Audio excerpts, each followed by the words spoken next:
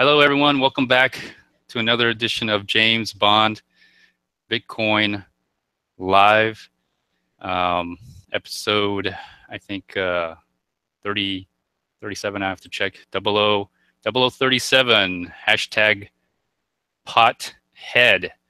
And so I got Brian with me here today. This is our bi-weekly show, so we'll be here for about at least an hour. We got a lot to talk about. Introduce yourself, Brian. Howdy, everybody. As you know, if you watch regularly, my name is Brian McLaughlin.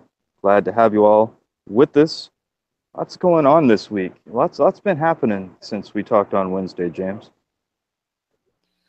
Well, let me see. As you know, I've done a little short series of live streams with my experiment with the memes. I'm going to call them memes intentionally. And I've talked a lot about ICOs in China, the rumor of the exchange banned, and we can recap on that since it's Sunday. And so we could talk about that. And then the other subject we're eventually going to talk about is what happened to Ken Bozak. And that'll be one of our later discussions here. But let me talk about the meme for the day. And if you know who this is, Brian, do you know who this is? Yeah, that's Charlie Shrem. Charlie Shrem, yes, the person who started BitConnect, not BitConnect, sorry, BitInstant. And I never used BitInstant. This was a New York company, and I think the Winklevoss twins invested in in his company as well.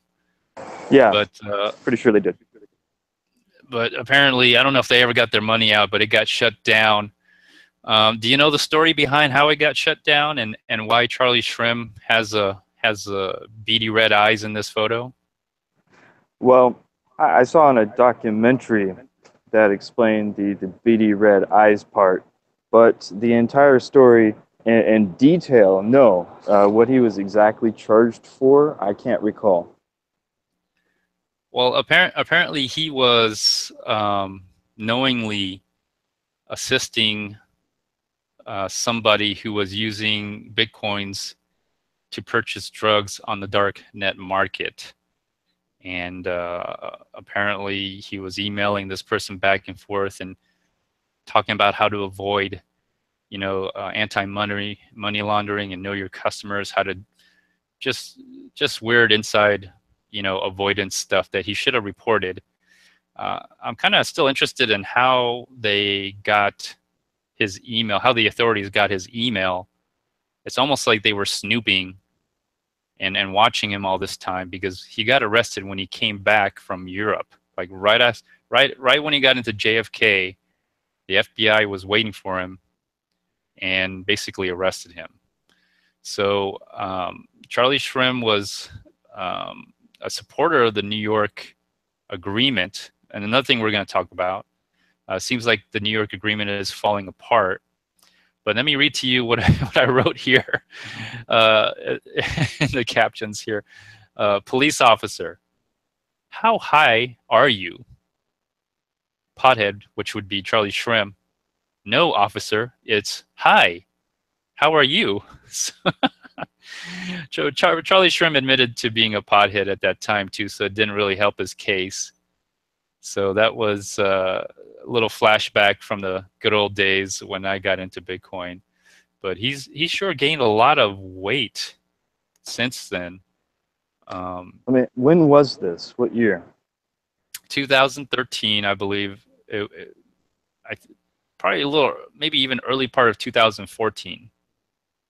So it was a little bit after the Mt. Gox collapse. It kind of all happened at once. Mt. Gox started having issues, holding withdrawals. He was also, Mark Karpeles was on the Bitcoin Foundation, and Charlie Shrem was also a board of directors on the Bitcoin Foundation. And then he got arrested around the same time, and they both had to resign. And so that's about the time when it happened. I think early 2014. And so that's the time frame. You know, I think that I know he had to do some time. Um, I think if you watch Banking on Bitcoin, they go into some more detail about him. But you know, I think when he got out, he was okay because I think, and this is pure speculation, but I bet he had a nice amount of Bitcoin that nobody knew about somewhere that he could access once he got out. Yeah, you know, but when he got out, Bitcoin was lower than $1,000. I would even say it was maybe around $400 to $500, maybe. He didn't spend. Looks like he was enjoying his time outside of prison as a free man. He traveled a little bit. He was on steaming a lot. Um, but yeah, he's doing well now. I think he's the CFO for Jax, and I heard another hack happened to Jax with on someone's mobile device. Did you hear about that? Oh no. Now see, the whole thing was, oh, it was because it was on a computer and the computer wasn't secure. That was their excuse. Now, you along with some others had said, well, doesn't that mean it's just boils down to how secure your phone is at that point? And there you go. So, how, did they figure out what the exploit was? Have they fixed it? Well, it's kind of interesting, and it's kind of similar to what happened, obviously, to Ken. Ken got hacked, but apparently they got through the phone through another application, apparently to take over this person's phone to basically take over the Jax wallet. And so I don't know if it's an issue with Jax itself, because I know their wallet, the private keys aren't encrypted on the wallet itself. So just another thing I just want to quickly bring up, because Charlie Shrem works for Jax now apparently, and he's the CFO there. So, but that's what he's doing now, and he was also a big supporter of the New York Agreement, and so he's also, if you haven't seen him around, or you don't know where he is, apparently he's getting married, and so he's getting married and he's probably on his honeymoon. And here's another person that won't be back until November, just like Barry Silbert. And so there's the hashtag yes to X, because he did support that at the time, and now he's gone. He's nowhere to be seen, and it seems like there's a lot of talk going on in Europe, where I guess they have some convention going on, another meeting of the crypto space, where there's a lot of talk about the miners not going through on the yes to X part of this of their New York agreement. Well, who pulled out? Ant Pool? I mean, Jianwu? They're talking about it. They're talking about it. Let me see. I think Bitfury and some other people along those lines are starting to talk about pulling out of the New York agreement, because apparently there was a hard fork, which was Bitcoin Cash, and as long as there's two forks, the supposed New York agreement is null and void, or it's not honorable. And so it seems like things are starting to crumble. I don't know the reason why it's crumbling now. I find it interesting that the time frame in which it's starting to crumble, because it seemed like it was already starting to crumble. F2 Pool was pulling out. Other people who already signed in the agreement, Bitwala started pulling out. I think if anything, they should have, if they had any doubts of doing this, they should have done it when SegWit got activated, and then just kind of said, okay, it got activated. We only signed it just to get this going. Now we're not going to do this anymore. And if they did something like that, I think that would calm the markets a little bit, because I was worried about the whole no replay protection and how that would affect my Bitcoins. And if this is another planned attempt at trying to control, I guess, the narrative here, maybe the plan is slowly to pull out to the point where it's the agreement is basically void. That could be. I mean, once November rolls around, will it take effect mandatorily? Will it happen, or do you? I guess it wouldn't, because you have to have hash power supporting any change, right? Yeah, you have to have some hash power at least. And you know, it sounded like at first it was 90%. Now it's starting to, that percentage is starting to fall. And I think people are starting to realize that there's not a lot of support. And plus, I don't see, you know, at first I was really wondering whether they were really going to do this, because I didn't see that much resistance. I didn't see the resistance like before with user-activated soft fork, where people were wearing hats, people were rallying around this whole idea of trying to get SegWit implemented.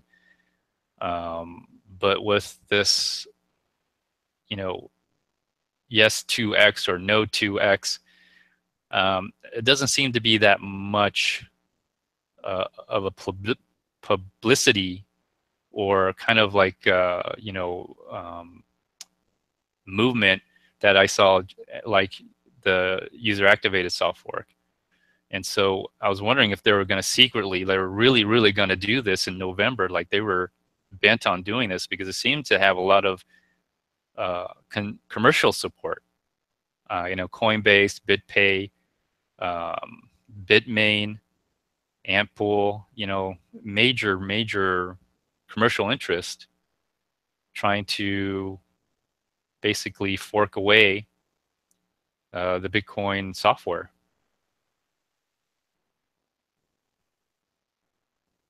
Well, nobody's chosen bigger blocks. And we know that because Bitcoin Cash has not gone to the moon. You know, but it has gone up to like around $600, almost $700. Yeah, Everyone yeah. thought it would go down to 5, but it hasn't. So maybe this is just a play. You know, they've forked off and done their original Satoshi Vision blockchain, and now it's time for the SegWit 2x to die. Even though I've got my little hashtag yes to 2x, but I'm still going to play around with that meme here and see how long it's going to go. I mean, it has to really die. This yes to 2x thing must die like pretty quick, because if it lingers any further, I really think it will cause maybe people to do it, to actually do a hard fork for a SegWit 2x, you know, 2 megabyte hard fork here. So on the last show, I did voice to you a bit of concern that you might have the opposite effect of what you were hoping to do, and that maybe we should monitor that. So you're saying maybe now that's more of a concern in your mind? No, actually, it's not. Okay. I'm actually pleased to hear people trying to get out of the New York agreement, because that's what I want to hear. I want to hear more news like that. I want to hear people question this idea, and I'm trying to push it, because I don't think a lot of people, or I wasn't hearing any concern for it. You know, I didn't even know about the no replay protection until I interviewed Kyle Honeycutt, and he told me that there's no replay protection. So this would be very different than like Bitcoin Cash, where you would get Bitcoin Cash and then you would get Bitcoin, then you would have both coins, and that's what we have right now. But with SegWit 2x with no replay protection, well, you're playing a dangerous game, because you send any one of those coins when they fork, you're essentially going to be sending both those coins, and so by then the split really becomes a battle of users. Like you're really trying to force one chain after the split. So you're forcing users to go on one side or the other side, whereas Bitcoin Cash it split, but you're not forced to do anything. You can actually be a part of both chains, and it kind of worked out. People liked it. The price went up on both the coins. With the SegWit 2x, it seems like you're being forced to choose, and you got to give up one of these coins. And so that's the dangerous part that I was trying to convey out there to people. And I'm hoping that ushers in a quick decision on this matter to have it killed. Either kill it or go through with it, one or the other, because November is not that far away, and I think it's going to crash the markets. In some ways, other stuff has crashed the markets too, like China. China banning, the rumor of China banning cryptocurrency exchanges, all of them on the exchanges. That's really crashed the price here. And if that, in conjunction with the uncertainty of the 2x hard fork, I mean, I'm starting to see a downtrend starting to form here on the charts. With this situation, it was a sell on the rumor, buy on the fact situation. Yeah, that was true. You sell on the rumor and you buy on the fact. The total opposite. I guess that's what you do when the prices go down. When you're in a bear market, you sell the rumors and you buy the facts. And when the prices are in a bull market, you buy on the rumor and sell on the facts. See, it works both ways, so therefore you should feel comfortable with it, like the yes and no 2x dichotomy you explained. Yeah. So I'm actually glad to see more news coming out about the hard fork coming up in November, and I like to see more. I find it very interesting, James, that there has been no conversation really about 2x, right? Not the way there was about Bitcoin Cash. And I think the reason for that is Bitcoin Cash was such an easy sell. Oh, look, you get more coins, yay. And they're afraid to promote 2x because they don't want people talking about it, because then this information will get out. No replay protection. Yeah. Like I said, like people, I believe people knew about it. The developers knew about it. The miners knew about it. I think that information was withheld to the users like me, the end user in a certain. I'm kind of pretty much the end users, the holders of Bitcoin. Like I hold Bitcoin, you hold Bitcoin, and as soon as that information got out, then I started seeing people talk about it with the no replay protection. And now I'm starting to push this a little bit with my memes here. And I know I'm playing a potential dangerous game, but the point is, I think the more people know, the better informed and the better decision that they'll make. And so I'm glad to hear that things are coming along with that. So how do you feel? Would you rather hear more information on that, on who's supporting SegWit 2x now that there's no replay protection? Well, as an end user, I personally think it'd be most beneficial if I were to hear about any potential problems that could affect my coins. I would always want more information. And then if that information yielded a fact that endangered my coins, well, then yeah, you'd want to know who supported endangering your coins, right? One would want to say, hey, who's trying to mess up my coins? So yeah, hold on. Okay, you made a good point, and that's also my point as well. Like, why would anybody support this hard fork, knowing that there's a potential of coins being lost, and not only that, but uh, the fork causing you're causing a fork, but you're causing the users, or you're forcing the users to choose one or the other. Like you have to choose one or the other. You can't, we just can't hold our coins. And if we send our coins, they'll both be sent on both the chains with the same address. And it's going to be like a huge clusterfuck, and people aren't going to understand what's going on. And they may actually lose the coin that they originally wanted. Hell, Bitcoin Cash was pretty easy, and that was almost a clusterfuck amongst average users. Yeah, I mean, it was a clusterfuck for me because I used Coinami, and then it didn't quite turn out like I wanted to because I was extracting it from a private key on a paper wallet. You had a little bit easier. You already had your coins on Coinami, which you just had to just split from the wallet, from inside the wallet. So I can't imagine what the SegWit 2x would bring about, because nobody's going to know. There's a lot of people who don't know anything about what's going on. They don't even know about Bcash. They don't even know about BitGold. Have you heard Bitcoin Gold? Have you heard about this one? No, I haven't even heard of Bitcoin Gold yet. What's going on with Bitcoin Gold? Oh my goodness. Oh, I don't know where this came up, but Adam Meister, or Bitcoin Meister, all of a sudden out of nowhere came up with this breaking news about Bitcoin Gold, and then Kenneth kind of collaborated with Adam with Bitcoin Gold. It's another friendly, what they call friendly fork, but I don't know if you may actually kind of like this idea.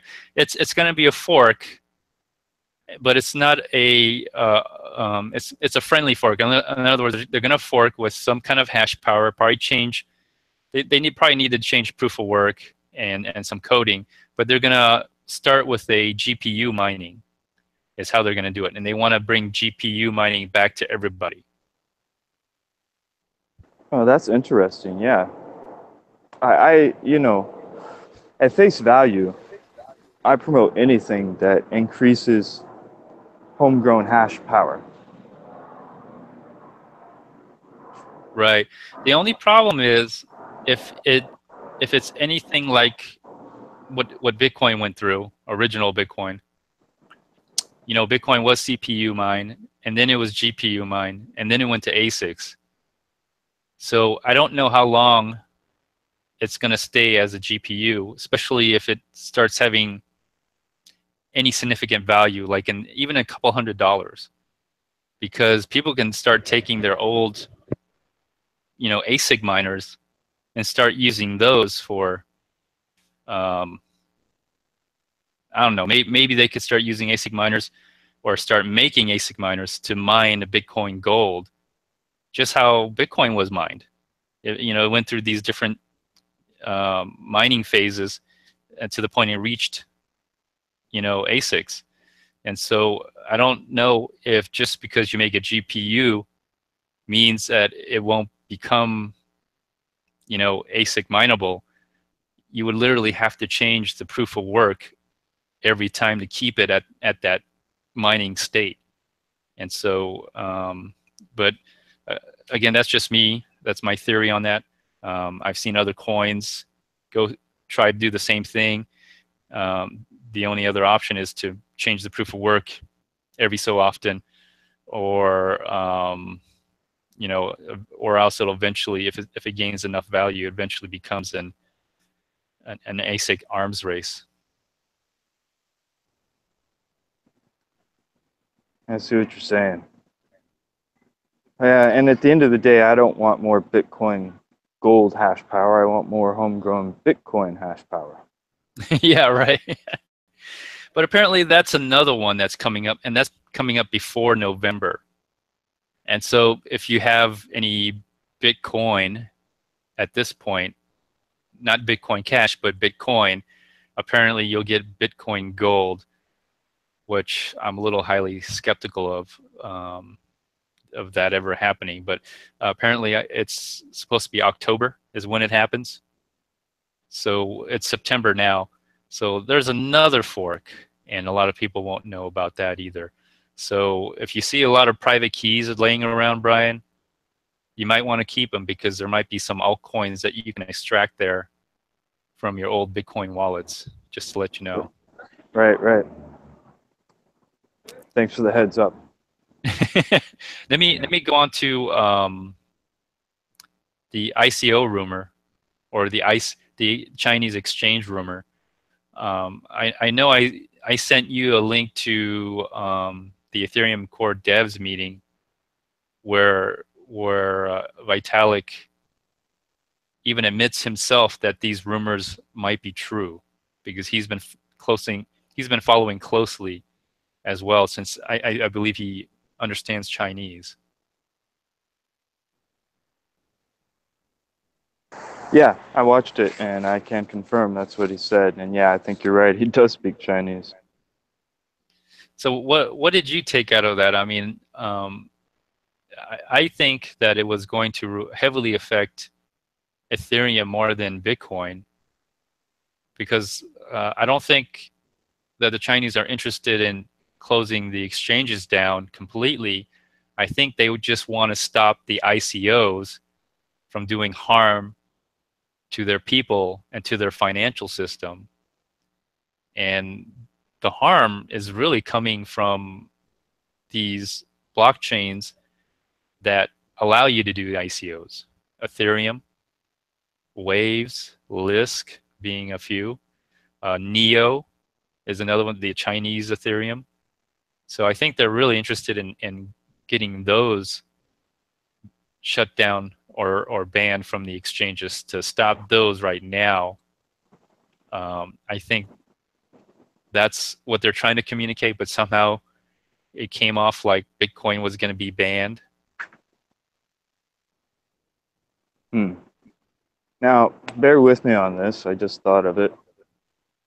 You know, the timing of the Chinese ICO ban, which basically, if you want to stop ICOs, you cut the head off and you get Ethereum, right?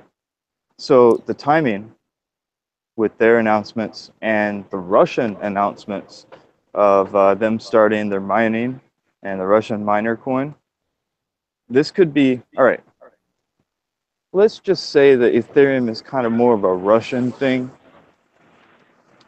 only because they accepted it, they opened their arms to Vitalik, he's there, right?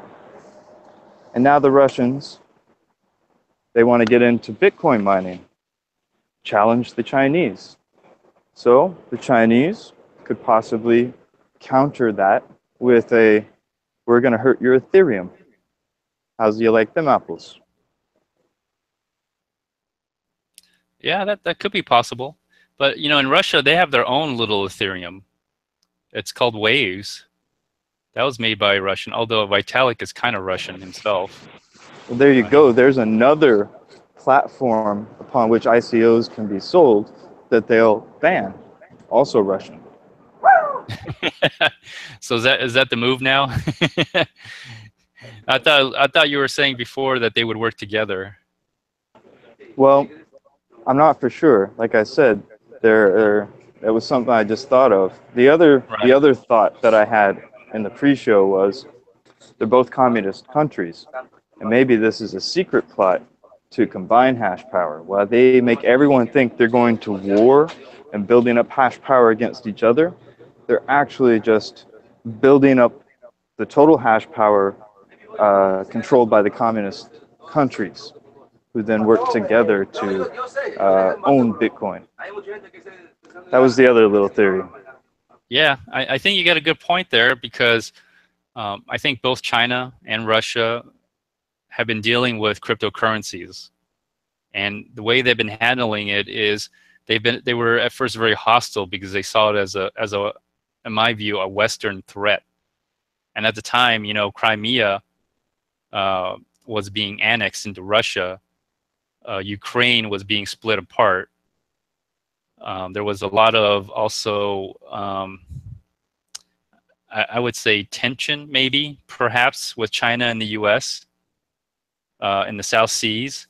And so those Russia and China probably saw Bitcoin as a Western threat, you know, something that will infiltrate into their country, causing their citizens to, you know, rebel against, you know, the state, because that's kind of the mentality of what Bitcoin was, something to free people, fight against the state. But as they started making money, i.e. mining, using cheap electricity, cheap labor, and cheap cost, cheap wages to sell Bitcoin probably just like anything else out of China being sold to you and me. They're selling their Bitcoins to us as well. They started making money, right? They started extracting wealth from the Western nations into China, and Russia, the same thing. They had a very harsh stance. They were going to ban Bitcoin. I mean, they even said Bitcoin was illegal at first, and that anybody who uses it for in place of money would be arrested. They would get 5 years in jail, is what Russia was their stance. And then they softly softened as sanctions were being put upon Russia for annexing Crimea.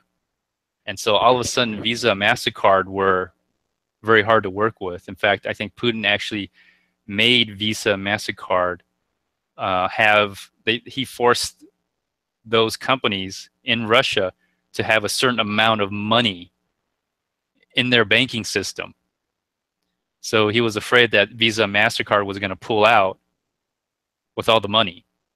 So he forced them to keep the money in Russia so they wouldn't pull out, and they would keep processing their transactions. Because at the time when Obama was in office, the U.S. put a lot of sanctions on Russia for doing that, for annexing Crimea. And so as I think the time went on, I think you get a good point. They start realizing the use of cryptocurrencies, that it was outside of an incumbent system that was mostly, in their view, controlled by Western nations, more in particular, the United States. And so I've seen Russia go from, I think, 5th place on local Bitcoin volume to become the 1st place in local Bitcoin volume. And so you might have a good point there. Well, it'll be interesting as we move forward. Either of the theories, if they pan out to be true, they both can be thwarted if we have more homegrown hash power. Yes, I agree. It'll be interesting to see what happens. Right now, there's a lot of concentration in China, and maybe Russia wants to come in. I know Europe, parts of Europe has a lot of hash power. The weird part is I don't know a lot about the U.S. I think the energy cost is too high. The electricity cost is just too high. We don't have any renewable energy here in the U.S. unless you consider nuclear renewable energy. So it'll be interesting to see if any North American mining companies start popping up. I know what America and Europe has to offer, and that is the developers. They offer the knowledge base, the coders.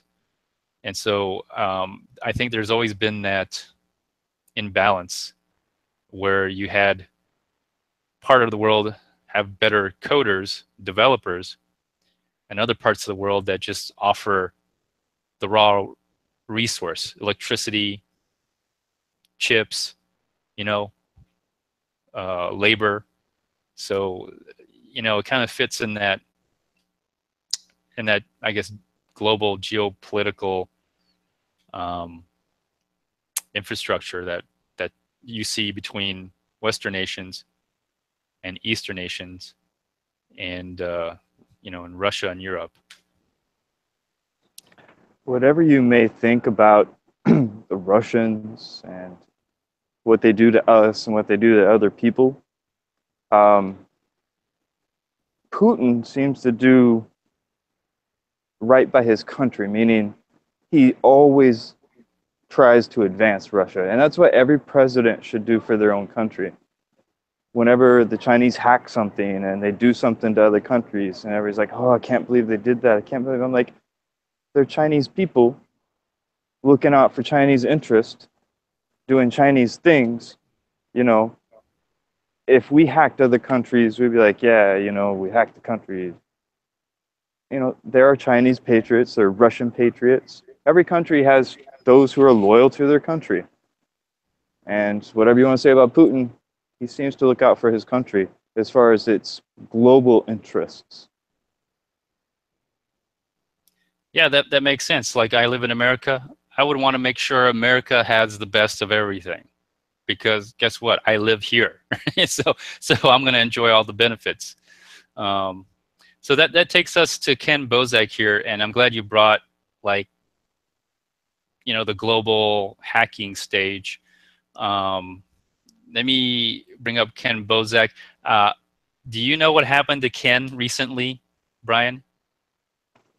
Yeah, Ken, without speculating yet on why, just the raw facts, Ken had all of his social media hacked and taken offline. So it was a major hack on him. One piece of his social media is actually still up and running, and that's his Twitter account, at Kenneth Bozak. And whoever did the hack has kept that account open and is using it to try to, I guess, blackmail or coerce Ken. I don't know what they're doing with it, but Ken has been unsuccessful in being able to get Twitter to remove that account or to deactivate it. So if you guys want to help Ken in his time of need, then go onto your Twitter, go to his account, and up in the right corner, go to the thing and choose report and say you think it might have been hacked. So hopefully if enough people do that, then the account will be deactivated finally. And they won't be able to use that against him anymore. Yeah, Ken did a live stream last night, and I happened to be up at that time, and it's very unfortunate. I was a little confused. I didn't know if this was a prank, a joke. You know, Ken has his channel set up as comedy, so I was wondering if this is a game that he plays, or, you know, sometimes he had that video of his ledger when Bitcoin Cash came around, and he split it, and then everything's gone. And of course, we all knew later on that he just clicked on the wrong button. But it seemed to be very real, and it seemed to be a retaliation, perhaps for talking about BitConnect in a scammy way. And unfortunately, he lost, I believe, Litecoins on another platform.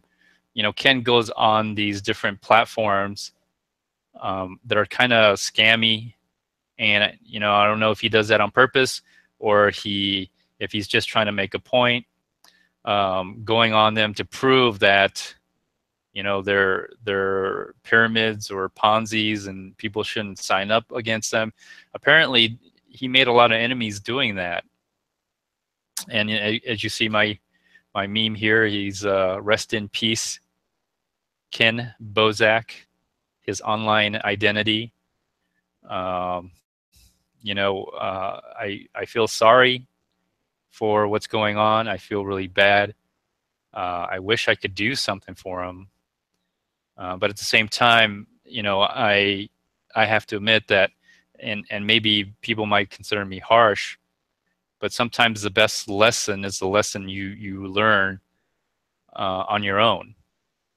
And I know you've been talking to Ken and been on the phone with him.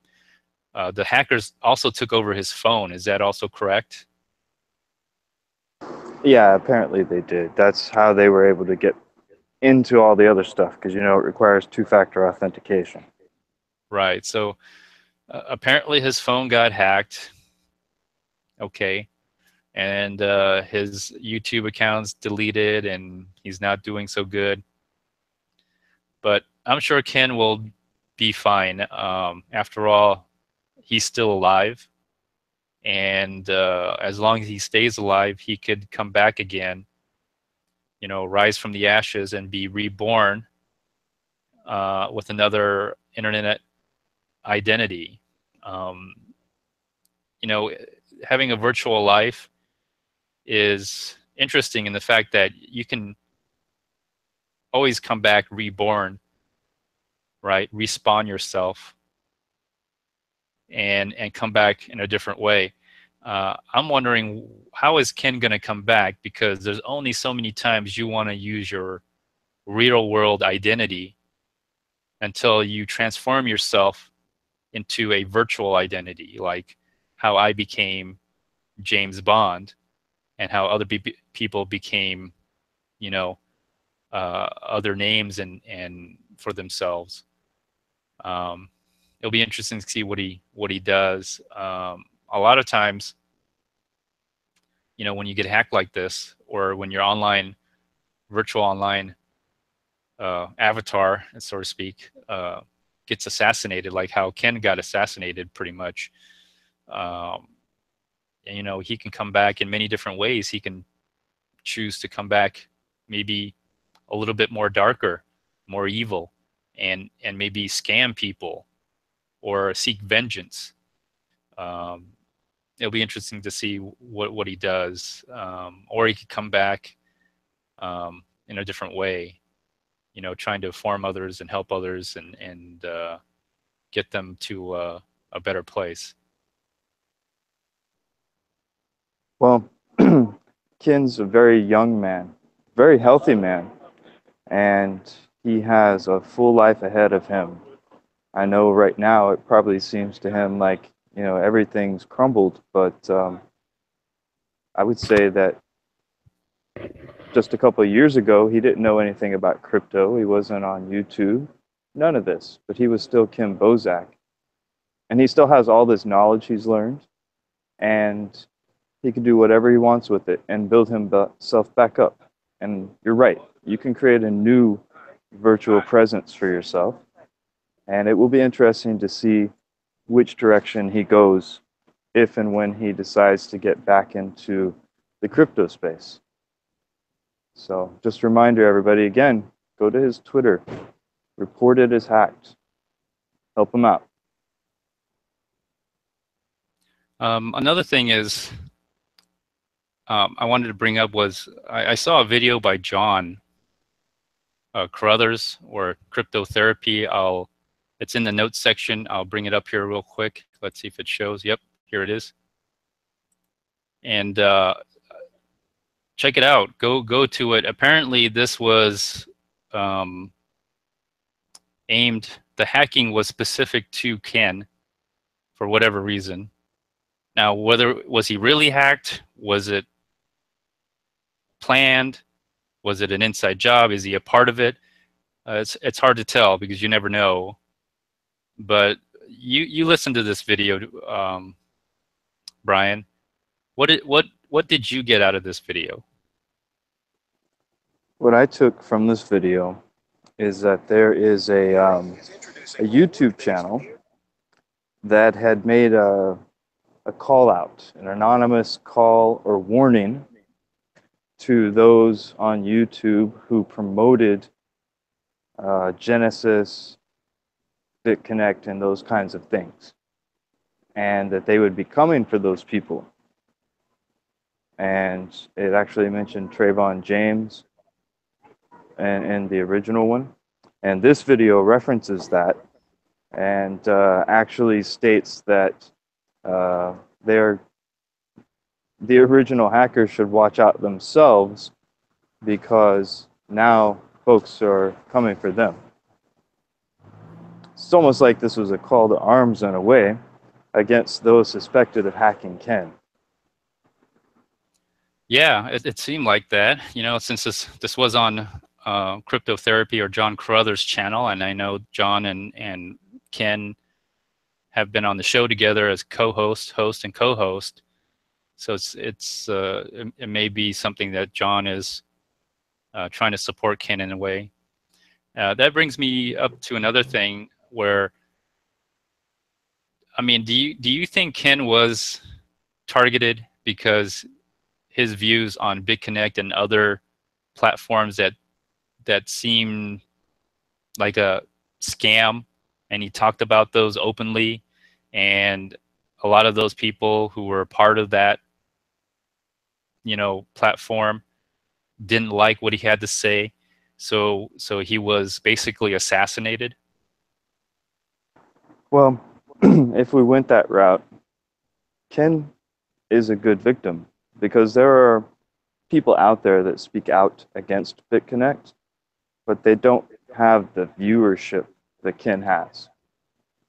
And then, of course, there was that whole thing over the last week or so where he was reached out to by Craig Grant, and the whole BitConnect will give you money to take down your videos and make good videos fiasco that went down. So it seems the timing of that incident, along with this video from Cryptocallouts giving a warning to folks, just seems like a little more than a coincidence. I mean, the timing, gosh, I mean, if these guys actually did that, then they're kind of stupid. They should have waited a while so they wouldn't be the primary suspect in the situation. Unless, well, let's not go down that rabbit hole. Well, this is the James Bond Bitcoin live show. Nothing's off the table, Brian, if you want to go that deep. No, I understand. It's all on the table, or available to be on the table, but I don't feel like going that direction. All right, fair enough. Fair enough. But yeah, you know, if seeing this, if he was targeted, then, you know, the thing about being targeted is you can only become a target if you leave yourself open to be a target. And, you know, I guess you can be social engineered, you can technically be quote unquote hacked. You know, I never had that experience like Ken where my phone was taken over or my computer was taken over.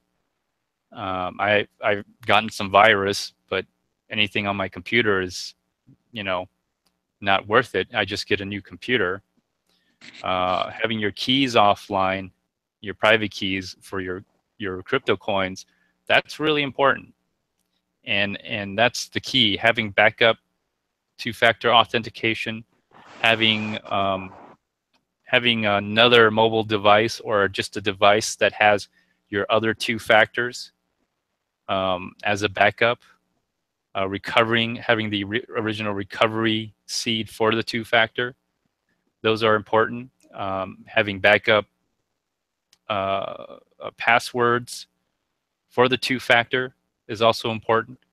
There's a lot of things that I think that when I got into crypto, and I think a lot of newbies who get into crypto don't understand the level of security that you have to have responsibility for, because at this point, when you're basically when you get involved into cryptocurrency, you're saying, I am responsible for everything that I do at this point. And that means, you know, having some good security measures. So backing up a backup of a backup is really a normal thing. If you really want to get paranoid, you should have a backup to the backup to the backup to the backup to the backup, you know, and that's how it should be done. But I think a lot of people are so used to, you know, just picking up a phone and calling someone saying, hey, I got my money stolen, or, you know, my credit card, my statement says this and I didn't do that. And they just, you know, say, oh, okay, let's reverse it. And I think people are so used to that, that when they come into cryptocurrency, that's what they expect. But in reality, you're really opening up yourself to being a target by doing that. And you know, if Ken did really get hacked, you know, he's living proof of the capabilities that someone has to, you know, take over your virtual life and your virtual money and take it right from you. Well, it seems like we're getting sort of a consensus in the chat that maybe hackers were paid to do this, right? And the folks seem to be saying that it's Craig Grant and those related to him. Also in the chat, they say if it was somebody out to get folks who promoted those things, they should have gone for somebody bigger as their first hack. And that would have been like Craig Grant or Trayvon James or somebody like that. So that's what they're saying in the chat. Okay, fair enough.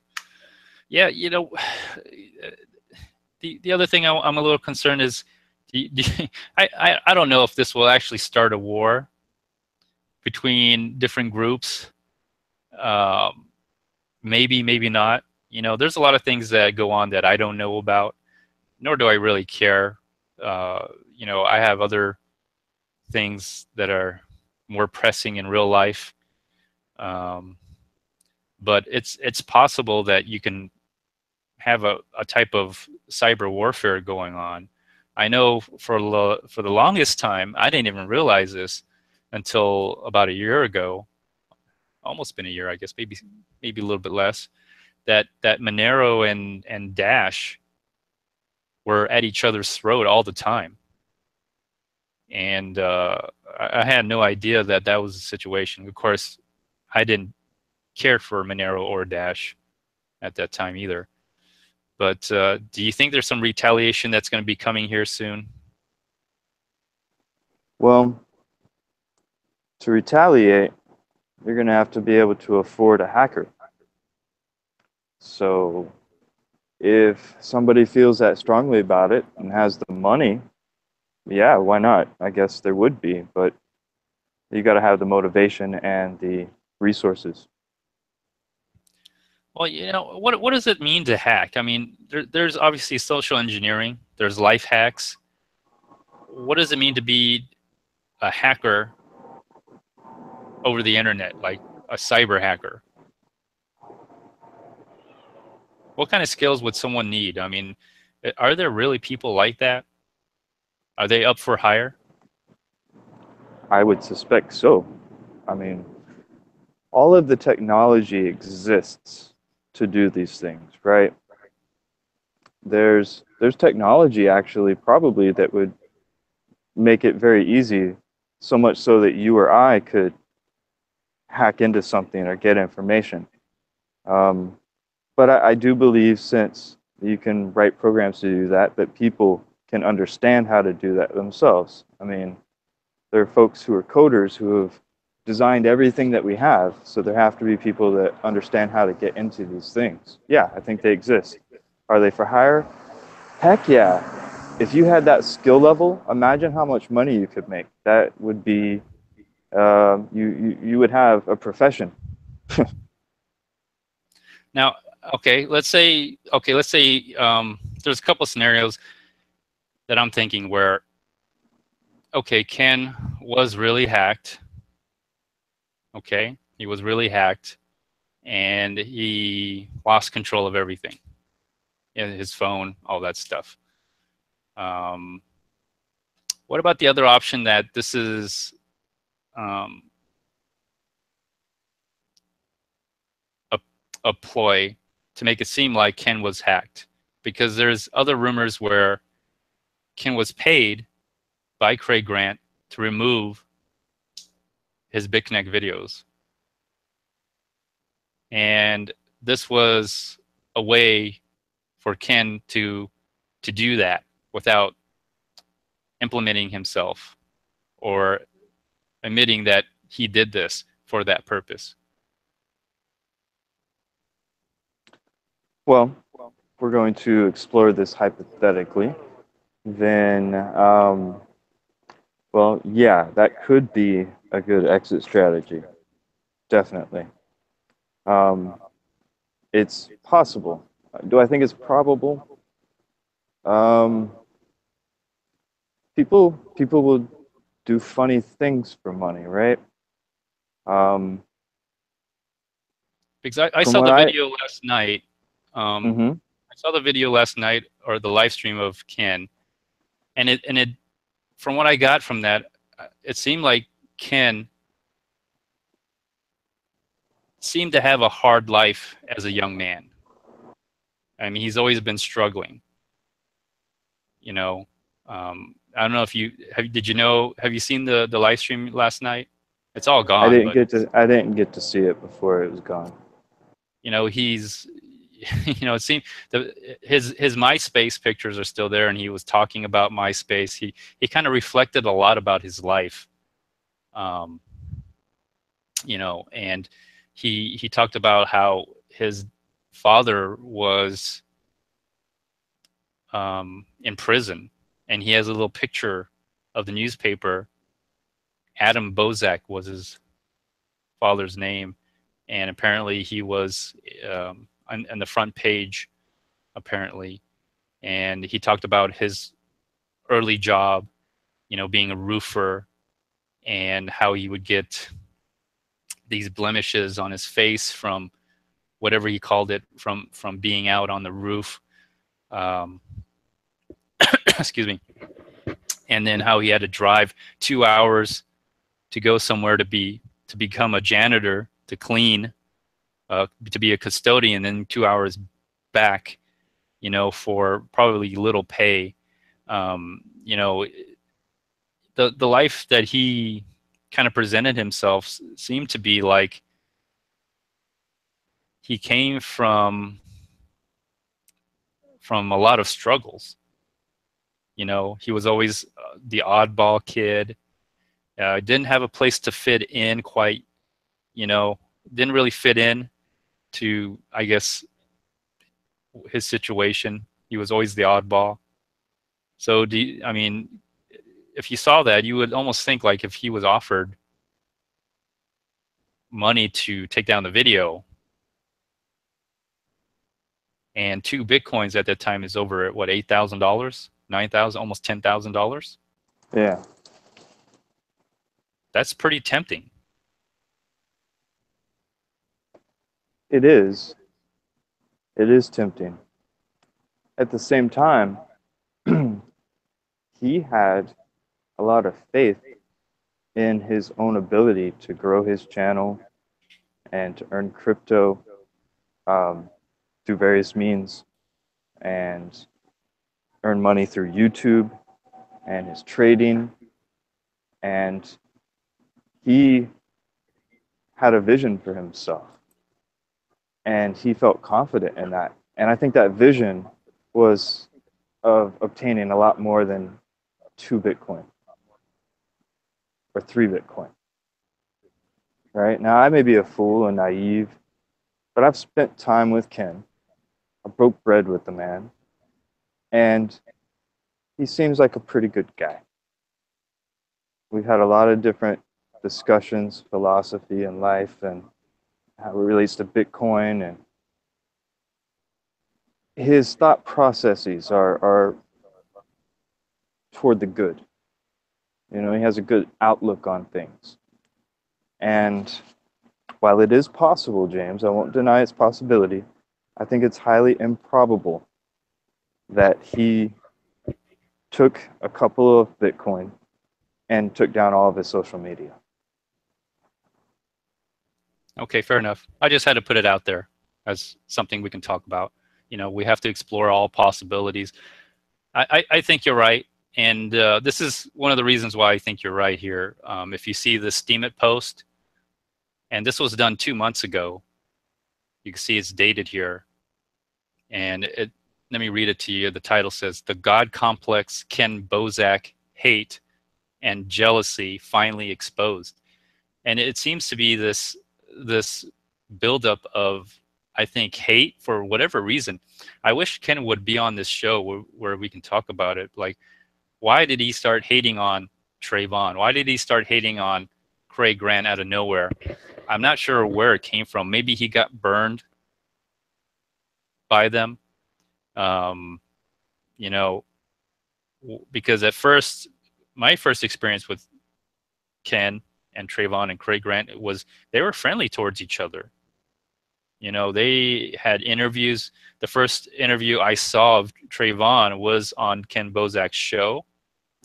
They would shout each other out all the time. Craig Grant was on Ken's show twice, talking about Steemit, and I have to tell you, the BS that Craig Grant was talking about Steemit was amazing. I was a little surprised that Ken didn't push him harder, but I guess, you know, Ken was just trying to make a show, or he was being friendly, maybe even being paid to have him on the show. But this came 2 months ago, and it talks a lot about Ken and his let me see. It's simple, folks. Ken Bozak is jealous of Trayvon James and Craig Grant. Like, he was being targeted for a while. And you can see some of the video that Ken did is also missing. It's probably the one where he exposes Craig Grant and Trayvon in a chat talking about BitConnect and how they're gaming everyone, how they're taking advantage of everyone to put money into the platform, and talking about how the bot is just a story. So, and then he talks about, you know, their subscribers. They're comparing Trayvon's subscribers versus Ken subscribers. Just really, this article is really just, for the most part, a character assassination on Ken Bozak, because he talked about Trayvon James and Craig Grant and everything that they did that he didn't like. So there might be something to what you're saying. I mean, it seems like maybe he didn't exit scam, but he was targeted by somebody or a group of people. And you know, Wait, I like to see Ken come back. did you just say, like, you were right, Brian? Maybe he went on an exit strategy and got scammed. I didn't say that, so I'm not right, Brian, in that sentiment that you just expressed. Okay. Well, he's not on an exit scam. He got scammed. Well, Like, he got hacked for real. that I can Is what I stand was saying. behind. The phrasing the Yeah. first time. So, sorry, I'll say it again. That he really got hacked. He was targeted to be hacked, and it was not an exit scam. He really did get hacked. He got his coin stolen, because this seems to be going, you know, something like this. That's 2 months ago, and you could see that this article is definitely against Ken. You know, a hatred against Ken Bozak for merely the fact that he exposed Craig Grant and Trayvon James. And so, for whatever reason, you know, they wanted to target Ken Bozak for, I don't know. It seemed like a waste of energy and effort just to target somebody. But, you know, when you expose someone and you start, you know, I have to admit, Ken may have talked some shit while he was doing it, maybe it was more emotional than anything else. You know, it was machismo kind of stuff. That's very possible. I don't know if I told you this, but after I made my second Crypto Crunch video and um, it proved correct, I went around all over the place. Everywhere I found people pushing that particular crypto Ponzi, I would make a comment, you know, just really get at them. And there was one particular Facebook page where this guy came on there and was like, "Stop putting up your stupid videos. You're making men angry." And so I looked at the guy's Facebook profile, and he went to college for applied mathematics, and he was from, I believe it was Benin. And so I didn't think much of it. I made another video after that, and I just kind of stopped making them. But now that I think about it, had I kept on going, I might have found myself a target, because once you start to impact people's pockets, people who have big pockets, they're going to make that go away so their pockets are not messed with anymore. Maybe I need to start making those Crypto Crunch videos again. You know, that's a scary thought, that you can be intimidated by somebody. You know, a lot of people think, you know, I'm a troll and I'm a nuisance to them because I simply just make simple statements that affect their emotional state and their insecurities. Yeah, but you know, you are different than, like, say, the trolls that are in the chat right now. You don't just make disparaging personal comments, right? You actually make appropriate comments to the topic, showing the fallacy in their thoughts, right?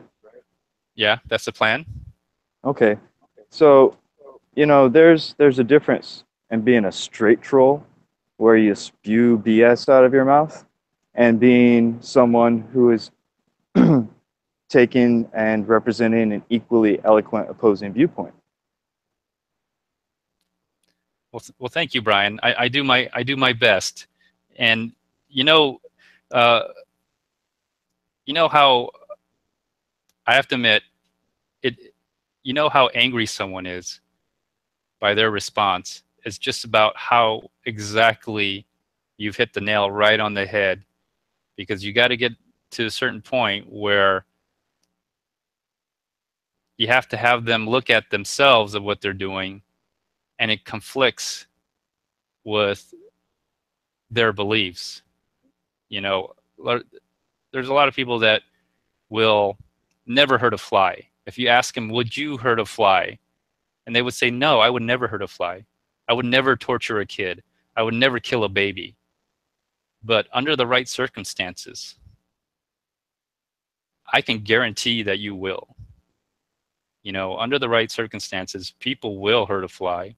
That's not a big deal. People will hurt a kid, and people will kill babies under the right circumstances. And, you know, to hear that and to admit to it, it totally destroys their whole model and belief in what they do. And they have two choices. They have to come to the realization that this is possible and this could happen. Or second, they can just live in denial. They can just straight up get very angry, deny it, and start attacking you, because it goes against their, at the current time, belief system, whatever it may be, you know, that they're doing this and it's okay for them to do it because they're making money. And how is it hurting somebody else if they're giving me the money? You know, but they don't realize that perhaps maybe that, well, maybe you're not being truthful and you're being a little deceptive, and that's the reason why they're giving you money. If you disclosed all the facts, they would never give you the money. But people want to be blind to the fact. They want to turn that other cheek and, you know, deny basically live in denial, you know, turn a blind eye and just accept what I would call dirty money, just so that they could feel justified.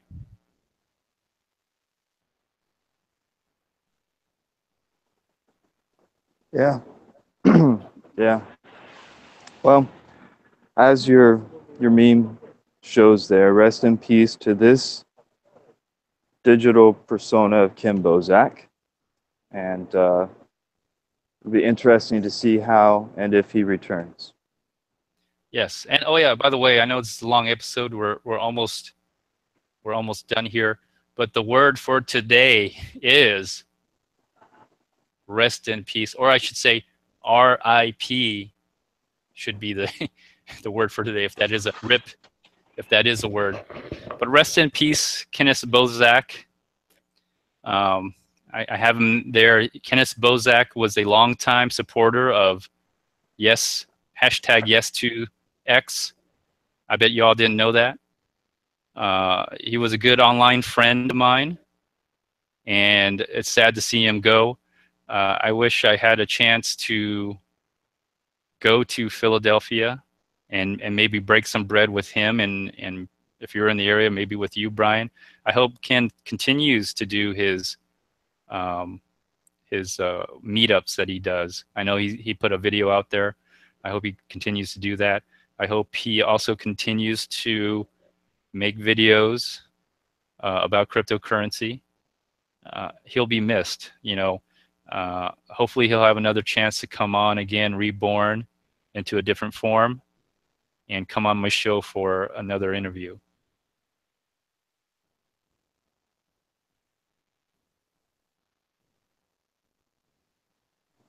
You know, he sent, just going back a bit with him being friends and everything before the fallout, he sent Trayvon a GoPro cam so that he could have more stuff in his videos.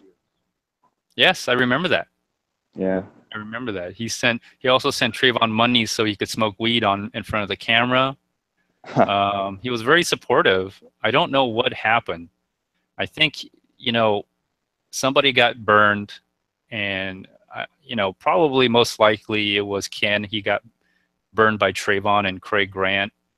Probably they were doing something together where they would make money or have a idea of doing something on, you know, together where it would be a money maker, and then maybe along some part along the way somebody got burned, and most likely Trayvon and Craig, they were already pretty close. They may have burned Ken, and then that's why maybe Ken kind of started turning on them a little bit, realizing that they're scammers, and wanted to expose that. You know, it was very interesting because I do remember watching the first episodes, and they were good friends. And you're right, they did send the GoPro. Ken did send his GoPro to Trayvon, and Trayvon used it. I watched some of Trayvon's video, and now to see this happen, you know, it's kind of sad.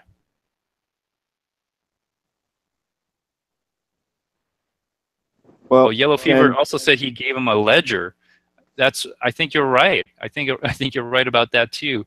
Ken also gave Trayvon the ledger as well. Wow. Well,